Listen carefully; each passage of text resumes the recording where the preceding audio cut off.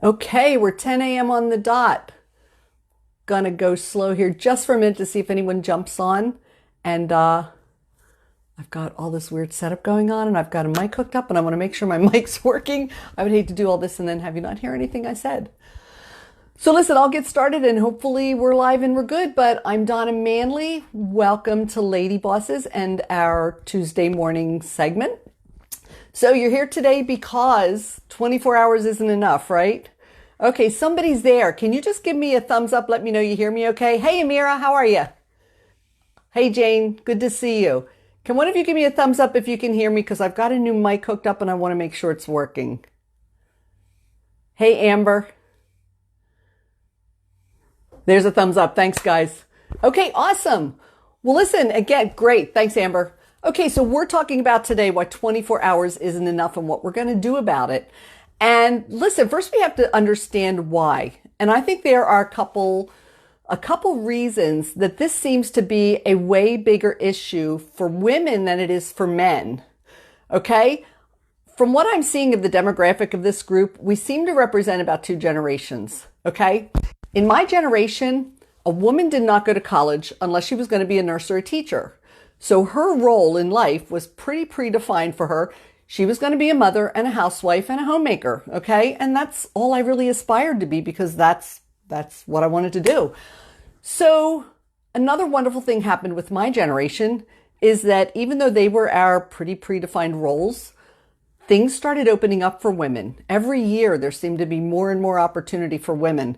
So I stayed home and raised my kids, but by the time my kids were all in school, I was going through a divorce, so I had to go back to work. I was really lucky that my kids were in school because I really wanted to be home raising them. So they were in school. I went back to work. So now I had a career too. Things were opening up. I didn't have to go back to work and just be a secretary. I could go into a job and start to build a career. So, okay, now I'm building a career, which is great, but I've still got all that expectation of the fact that I'm the homemaker, the parent, single parent at that time of 4 kids. I did all that and I did the job. So I got married and I'll tell you what, because we were that generation, I still felt all of that was my responsibility. Now on top of that, I'm putting a career on top of that. So yeah, women get a little bit busy with all that expectation. And I remember my second husband, he used to iron his shirts in the morning. Every morning he'd iron a fresh shirt. And I felt so guilty when he did that because I felt like that was my job. And I let him do it because, hey, I knew how busy I was. But I really felt guilty. I really felt like I was shirking my responsibility. So that was my generation. And my generation, because of that, I think as women, we juggle so much because we were raised feeling like all of this homemaking was expected of us. And now we have careers on top of that. And some of us have careers and we have side hustles. So yeah, our plates are this full. And guess what? We're juggling 10 of those plates, right? It gets kind of crazy. So that's a big part of it for my generation. Now, a lot of you are the next generation, but guess what? You've been watching us. So, you see the roles your mom plays and you just kind of assume growing up that they're going to be your roles in life too.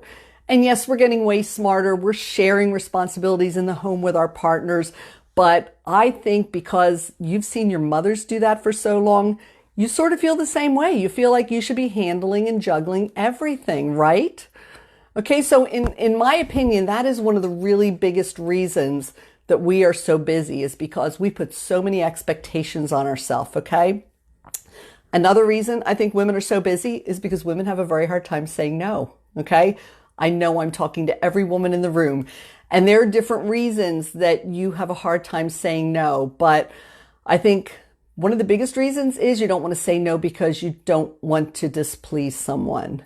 You don't like making people unhappy. You don't like it if people don't like you. You just don't want to say no because, oh my gosh, what's she going to think of me if I don't help out with this thing in the PTA or this, big fundraiser? What are they going to think of me? Ladies, we need to think about what your goals are in life. What are your rocks, your most important things in life? And then realize that every time you say yes to one thing, you're saying no to something else. Rose, that's great. You've got to say better to get better at saying no, because like I said, if you say yes to one thing, you're saying no to something else. And you might be saying no to some of the most important things in your life to do this frivolous little thing out here just because you want to please someone and you don't want them to think ill of you. So focus on what's more important and don't say yes to everything. Now, that's one reason. And listen, focusing on your rocks in life and making them the most important thing, realize that those rocks are the goals in your life. They're the things you want to focus on. When you're afraid of saying no, because you're afraid of what people will think, you're taking your focus off your rocks and you're putting all the focus on yourself and your feelings and what people might think of you and your ego. You've got to get out of your own way and put your focus on the rocks. We've all heard the illustration and people have asked you to do the exercise where they ask you to look at the ceiling and then they ask you to look at the floor and then they ask you to look at both. You can't look at both.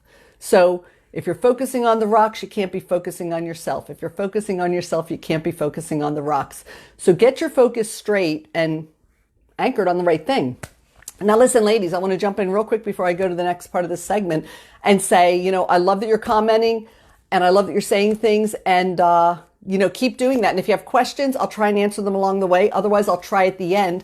And if I miss any, I will answer later in the comments. So Amy, volunteering. Yes, we're going to talk about that more in a minute because I agree. You feel like it's such a good cause and you don't want to say no. You're afraid of what people will think, but that's the number 2 thing I was going to talk about.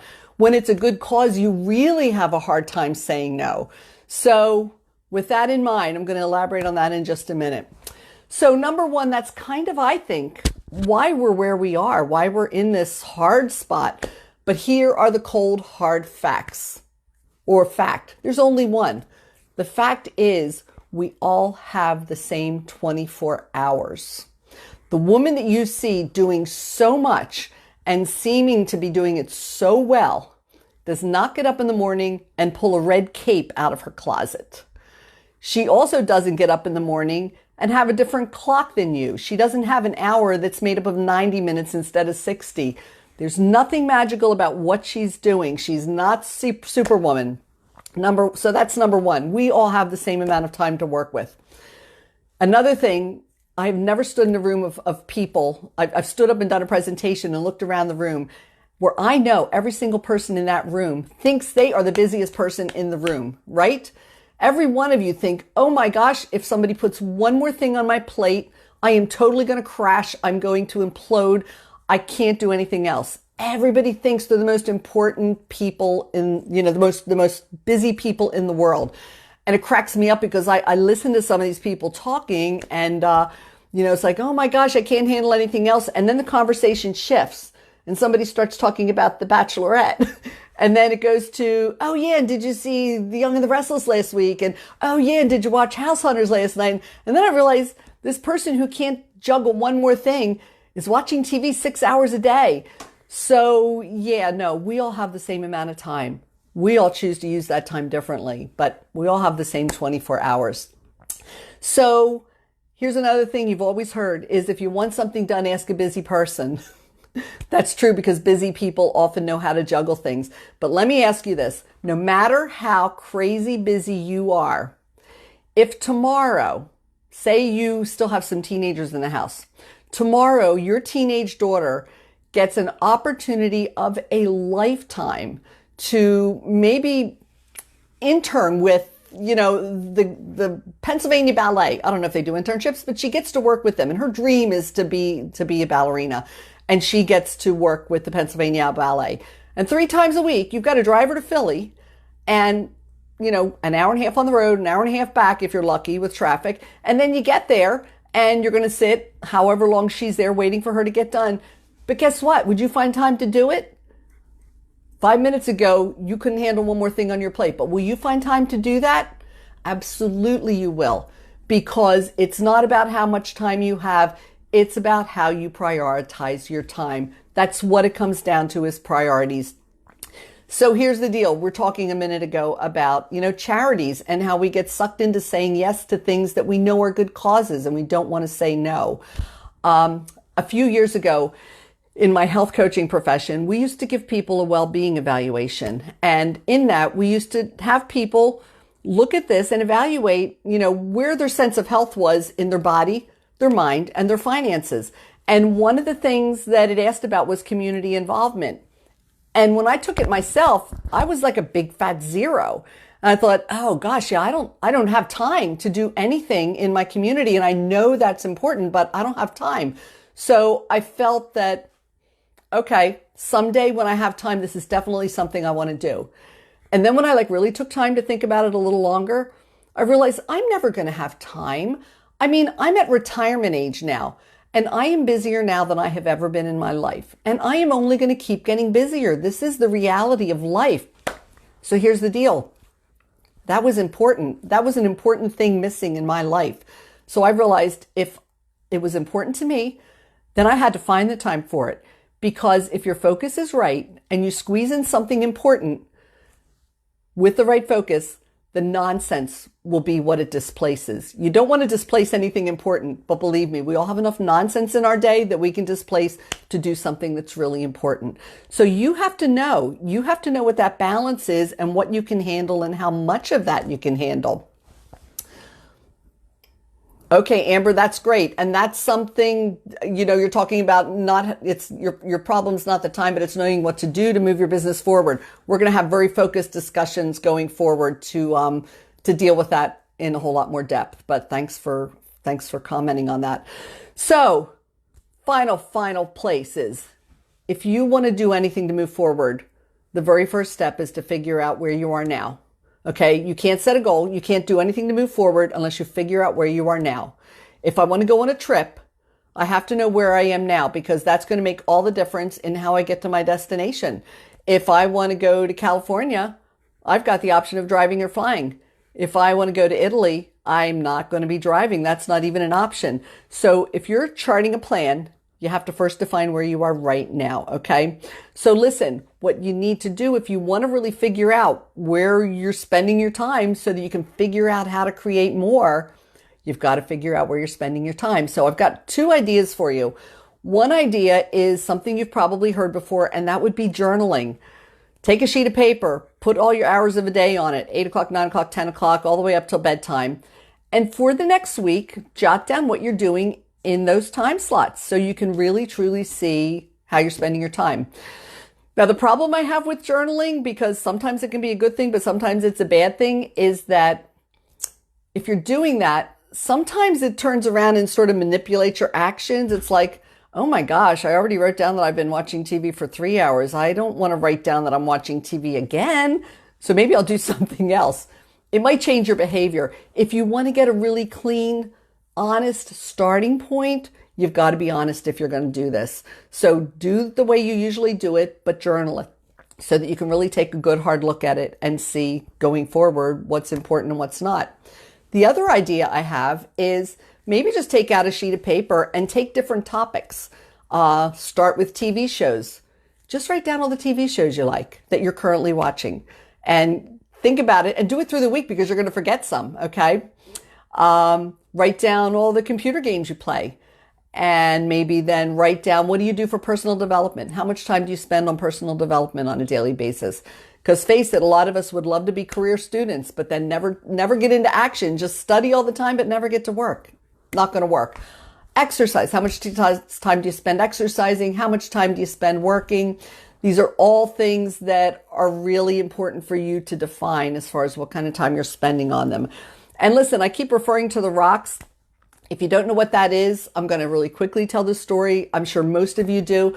But the story of the rocks is, it's a story. It might not be true, but that there was a professor standing in front of a classroom with a big clear jar, and he filled the jar with sand.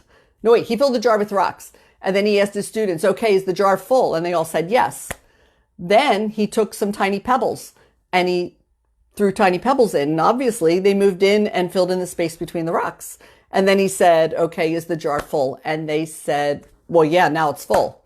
Then he took a container of sand and poured the sand in, and the sand filled in every space that was left. And so he said, now is it full? And they said yes. And then he went a step further and took the water and poured the water in. And so obviously it wasn't full. But if you did it backwards, if you put the water in first, it would be full and you wouldn't be able to put anything in without the water spilling over, right? So you have to fill your life with the rocks first. So when you do this journal, when you make this list of how you're spending your time, start to define what are the rocks, the most important non-negotiables in your life. You know, for most people, it's going to be their family. Obviously, your job's going to be one of them, but you know, that's where we're going to have to find balance. But it's your family. It could be your church. It could be your community. But what are the real non-negotiables? And then what are the pebbles? What are the sand? When you get to the sand and the water, that's probably the stuff that you can totally eliminate. And when you eliminate that, you're going to open up time to fill with more pebbles and maybe more time for the rocks that aren't getting enough time. So listen, here we see another, Amber says, do you recommend a good planner that helps with life and business?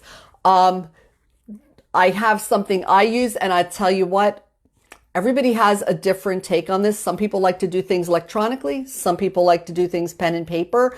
I like a combination of two, but again, Amber, this is like a topic all by itself. It's just going to be in scheduling. I'm going to have a topic on scheduling where I'm going to show exactly how I do it and give you some ideas for scheduling that might work for you. But I love the way you're thinking. I can see that you really want to grow and you really want to help, you really want to help with your life and business. That's awesome.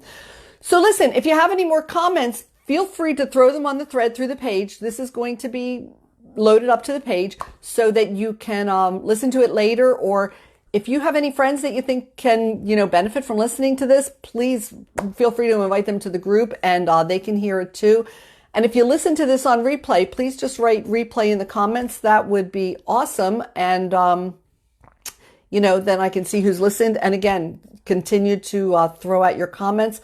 And yes, I'd love you to invite your friends to the group. I'm thrilled that you're here. You ladies have been awesome. I love the way you've already been encouraging and supporting and getting to know each other. So I look forward to a lot more times with you.